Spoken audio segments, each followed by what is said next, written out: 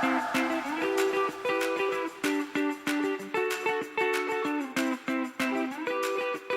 right, welcome back. It is July 13th, 2018. We are back and hopefully as good as your expectations as always. We're here for the After the Five. This is Ann Mazinga. I am Chris Walton. You'll notice Carter Jensen, who's normally with us, is conspicuously absent because he is at a... He's at a bachelor party. So chances are he won't be watching this until Monday, Tuesday at the earliest. Or ever. Or ever, right? Or ever. But we soldier on. There's a lot to cover. This was actually a really, really heavy news week. Yeah. Actually, too many stories to cover. But in the Fast Five, we talked about a lot. We talked, of course, about Amazon and Walmart. We'll probably get to them first in this segment because there's a lot to cover there. We also hit on Home Depot. We hit on Kroger's new brand, Dip, if you haven't heard. And then also, Ann helped me out, the other story that filled, Fabletics as well. And if we have time, we'll try to get to that too. Yeah. Let's start. Let's start where it seems like we always start. Let's start with Amazon or Walmart, and you take your pick. Where do you want to go they're first? basically like the weather report now. Jeez, now we go to our Amazon and Walmart. Yeah, exactly. Meteorologists. Thunderstorms are coming, right? Yeah. Where do you want to go first? Well, let's just get the Walmart convenience store part out of the way because this is brilliant. You like this move? I was split at first, but I think I'm coming around to it. It's so obvious. Why wouldn't you? Well, first, I mean, if you've ever had the terrible experience of going by a Costco gas station at any point in time and seeing the traffic backup that is coming out of that spot, it's pretty darn impressive. Because the gas is 4 cents less than. I mean, there are gas meters that are like apps that are trying to tell you where the cheapest gas is, and you know that Walmart will have gas that is, at least highly competitive. Competitive. Yeah. Beat that Amazon. Yeah, that's what she's saying. You hear that? Yeah. They will. Okay, tomorrow you'll It'll happen. announce something. Yeah, okay. Right. That's a great point. Yeah, and I think what else is interesting, so they've started to break away from Murphy USA, who was their gasoline provider. So all the Walmarts that there are Walmarts already that have gas. Stores. Yeah, and so they're kind of breaking away, which I think is interesting because are they, is Walmart looking to get into that area? If they are going to start putting these up in their parking lots, then is that a business avenue for them? So basically what you're saying is we don't know for sure, but given that they've severed the relationship and now they're going into the business, it's reasonable to assume that maybe they thought they could do it as well, if not better than who was doing it before, and that there's money to be made there. Right. And I think, you're capturing people who maybe wouldn't go in the Walmart, but if gas is 4 cents cheaper, they could now capture that guest that might not have come into the Walmart store themselves. It's nice and convenient for people that are going into Walmart and want to grab gas. I think it makes complete sense. And we know convenience stores are a money-making business. I mean, I was looking at the stats today. $7 billion, Chris. $7 billion. With a B. Yeah, I feel that's really cool as I learned from the social network. I feel like we're playing that marketplace game where I want you to guess what the $7 billion stands for, but I already told you. Yeah, right. But $7 billion in the United States is done in just convenience store hot beverages. Hot beverages, which is basically like lukewarm coffee. Yeah. I mean, it's that coffee. I mean, we have some gas stations around here. Some people love their coffee. Yeah, they do. Yeah, and they're open 24 hours. So, if you get done with a night shift and you want some coffee and they don't have, you can't go to Starbucks yet. Yeah. No, that's a good point. I mean, I think the last point, what I heard you say there too is the convenience store trip is a different trip mentality than what the supercenter trip is. Right. And it's interesting that if you can capture the convenience store trip in the same piece of real estate that you probably don't, where you don't need a parking lot as big as you have it now, that actually might lead to the unexpected supercenter trip too. Yep. Yeah, and so that's interesting. And I think the point about kind of severing the relationship with Murphy USA, that's super intriguing too. Yeah. No. Yeah. Okay. So I think you got me. I think I'm sold on it. I think that's where I was when I did the Fast Five, but I think you just kind of tipped me over the edge. All right. Let's do Amazon. So Amazon is reported to be forming a partnership with Snapchat around visual search recognition. So essentially, Snapchat will have a function within the application where you can take a picture and then it'll immediately port whatever you're taking a picture of into Amazon's e-commerce browser for purchase, essentially. I didn't say that very well, but that's essentially how it works. So, and you can also what do you do think songs. of this? Did you know that? Yeah, you can actually do this already with songs and Shazam. Right? Yeah. It's cool. See, you get more than retail here. You also get the music industry. So what do you think of this? You like this? You buying or selling this? So, on one hand, yes, Pinterest has been doing this for a long time. People have had a lot of success. By people, I mean retailers, doing shoppable pins, but I think that's kind of a different mindset. I think it's a different type of social network too. Yeah, I think that people are just like planning for a project or clothing or something that they're going to that feels more ready to buy. I know that you love like visual search. I know it's near and dear to you, but I honestly feel like if anybody's benefiting from this, it's Amazon just like using Snapchat to test their like visual search in a social network. And like you were talking about, like how does Amazon kind of like get into doing social commerce? Yeah, I hear you. Yeah, like so kind of Amazon's just kind of using Snapchat to its advantage. But I mean they're probably a gentle lover. Right, a gentle lover. And it's not like we haven't seen that move before. I mean, there's lots of stories that have been written about that. But right. But I don't know. I think in this case, it's kind of the thing that I find interesting about this is it could be 1 + 1 = 3. And here's what I like about it is who uses Snapchat?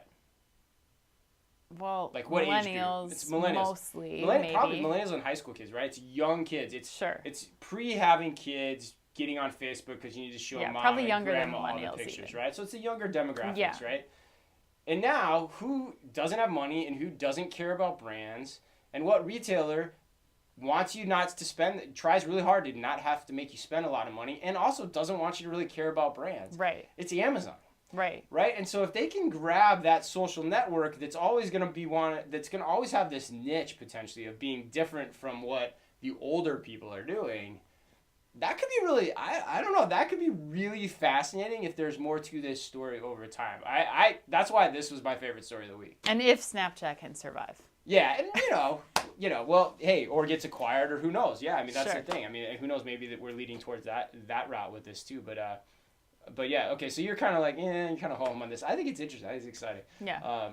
Andy F, if you're listening, I'm curious what you think too. All right, where should we go next? So we had, how about Kroger? Okay, so Kroger. I think it's interesting. I like, the Joe Fresh line is done really well. Mm-hmm. I mean, I think that if you're going to choose somebody... So background for everybody in case they didn't see the Fast Five. So Kroger is about to create a new brand called Dip. They're going to replace name. Yeah, the name is interesting.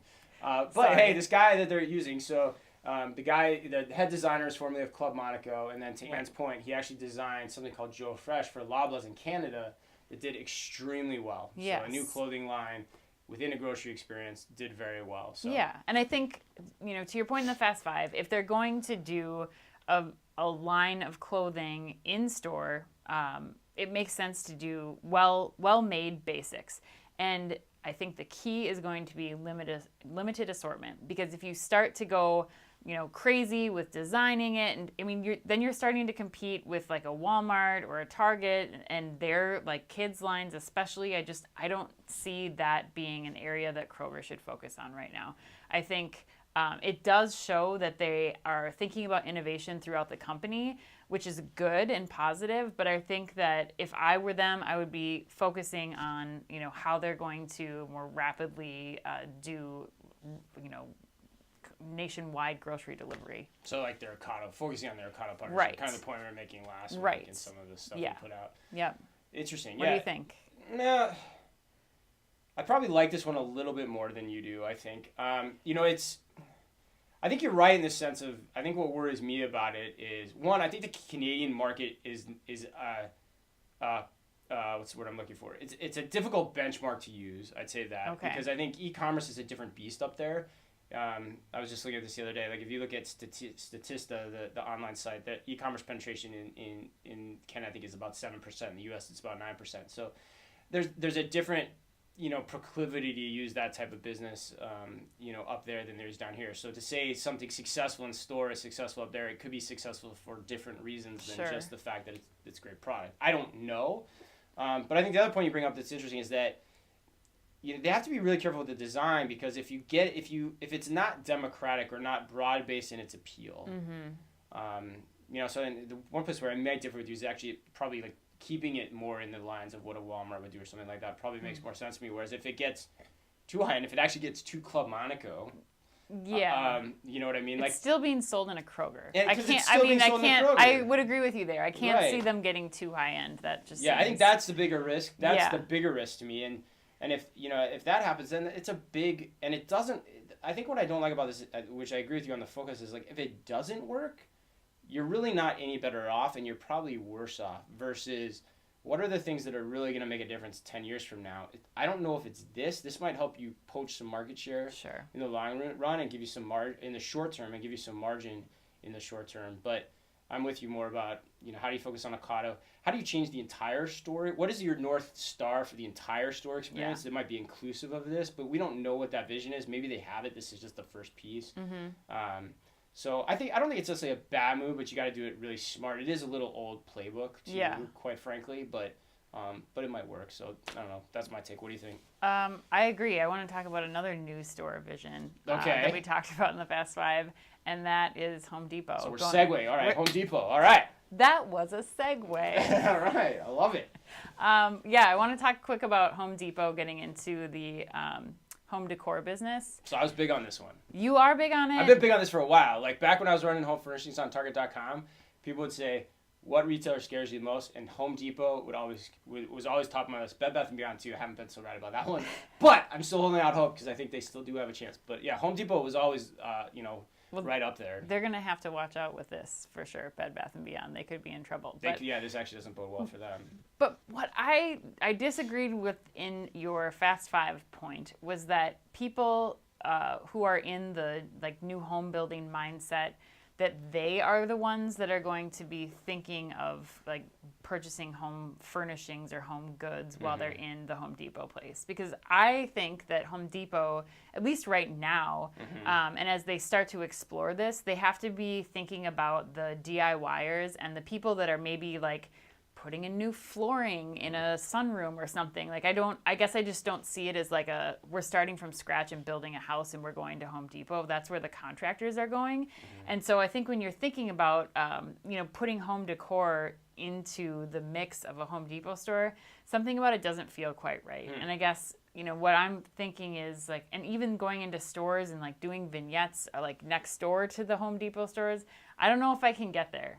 Okay, interesting. I can buy a rug for my basement at Home Depot and not really care about what it looks like. Right. But I feel like you got to think about the DIYers and do you accept returns from the online purchases? You just do all the home decor online, and so now you just have this giant space in the back of a Home Depot where you're doing off-price home goods style returns, so people can dig for the deal. So maybe then do you like this or not? Because now you're kind of coming around with these new things. I don't know. So you buying or selling this? I mean, it's got to be done the right way. I just think that's so. All right. Well, I'm gonna try. It's so critical. I'm gonna try to convince you. So here's my thing. So all right. So the reason I think this is brilliant, I agree with you actually. I think, and Robin Lewis said this week too in some of the stuff he wrote, which is the next 10 years, it's not going to be about who has the right strategy. It's going to be about who can execute. True. Strategically, I think I think it's an interesting move because it has a lot of these offshoots you talk about, right? Home Depot has a great contractor business, which could also lead to a great interior designer business if you can make the connection there. Right. Contractors going there to purchase everything they need for the home already. For new homes, why can't they purchase all the other accoutrements that people need in partnership potentially with those interior designers at great prices using their great omni-channel network? Yeah. Right? And then for people that are remodeling their homes, they stop in.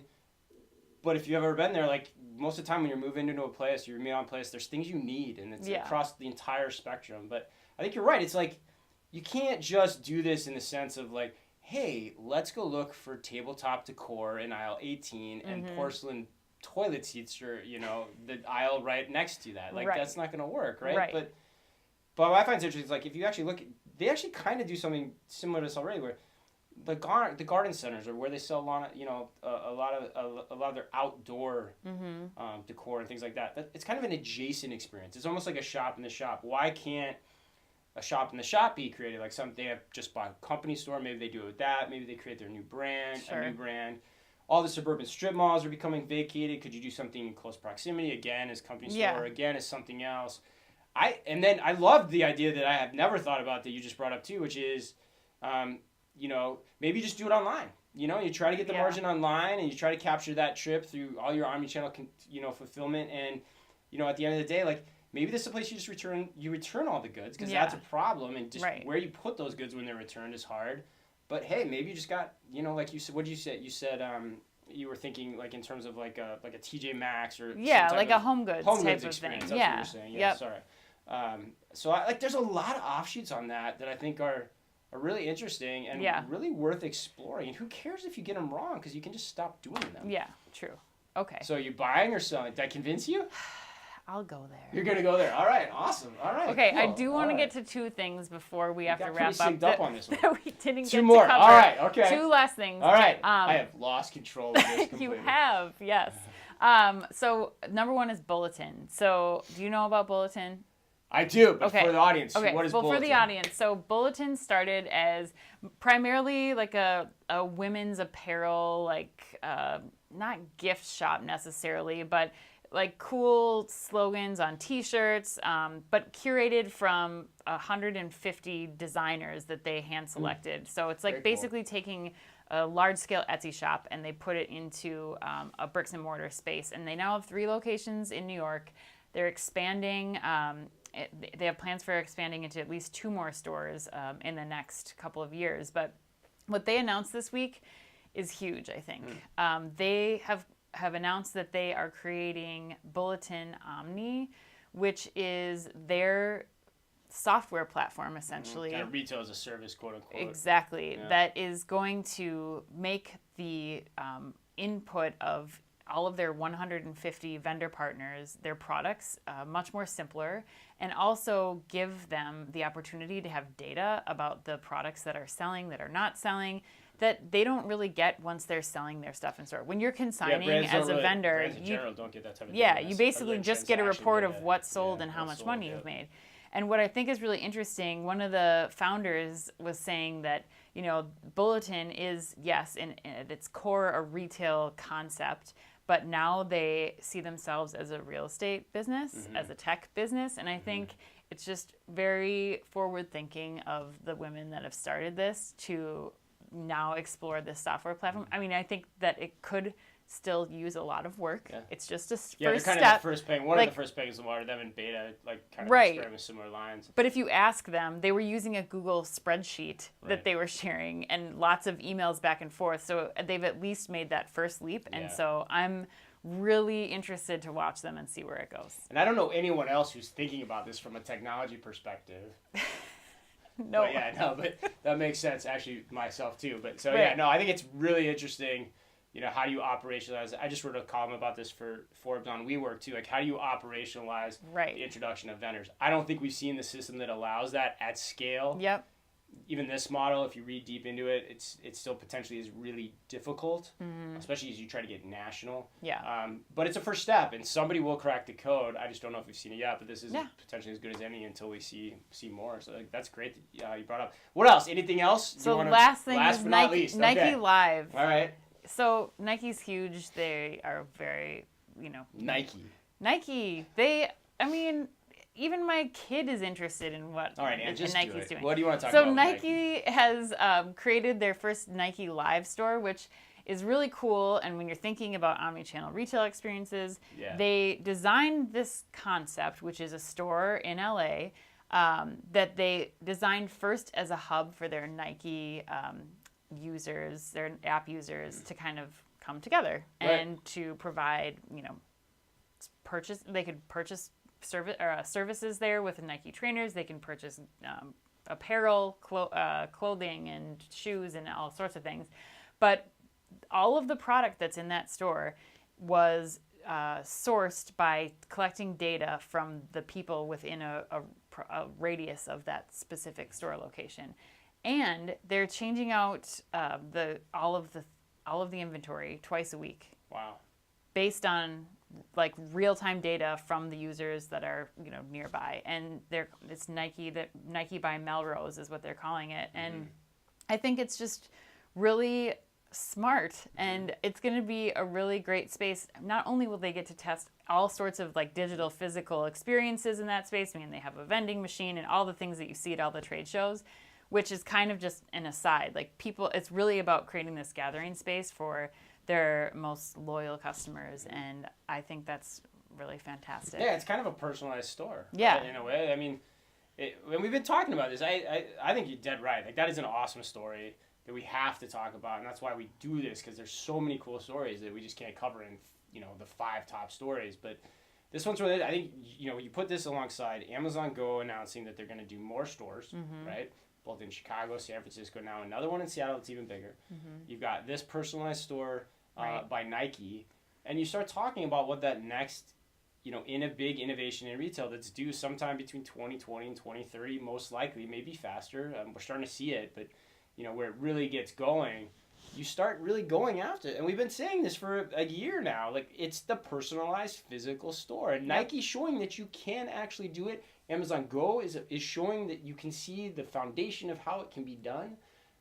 The point's awesome because, yes, 100%. Like, that is stuff that's really different. In fact, in retrospect, given what I just said and the soapbox I just got on, it probably should have been in the top 5 this week, and it wasn't. So I regret doing that, quite frankly. So yeah, glad you brought that up, because it just shows you that's going to happen. And so we're going to keep an eye on that for you guys, the listeners, the watchers, to make sure that you're understanding and seeing where that's all happening, or do our best to, keep you guys informed, I should say. That's a better way to say it, in terms of, where all those new innovations are occurring across the country and across the world, quite frankly. So. Right. So yeah, anything else? I mean, that kind of wraps it up for us. Yeah, I feel like we've covered everything there is to cover. I think we went deep this week. So wait, I'm getting a message. Oh my God. Wait, Breaking news. Breaking news. Amazon has entered the gas business. I'm just kidding. But no, that's not true, so don't report that. But no, who knows? They probably will. But anyway, from us to all of you, as always, thank you for listening. Thank you for watching, and be careful out there.